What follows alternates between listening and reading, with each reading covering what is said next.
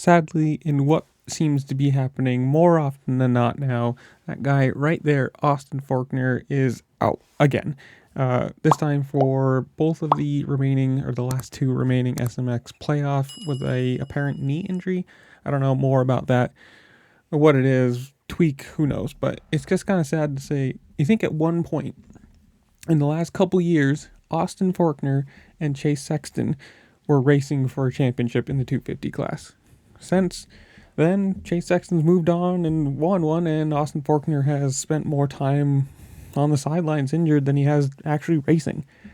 And you gotta say, he is super fast when he's up, when he's actually healthy and competitive, but it's just how often or how long can you offer him a factory ride when half the year, 3/4 of the year, one season or whatnot, either supercross or motocross, he's out.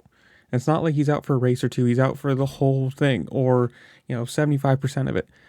It kind of sucks. I mean, especially to be on a factory squad, have all the backing and have all the talent, and just be either super unlucky or built from glass. Who knows? You want to say? But the comments below, tell me who's going to win SMX playoffs, either 450, 250, whatever it is. Who's going to win this round or in the next round, or the whole thing in total? Whatever it is, comment down below.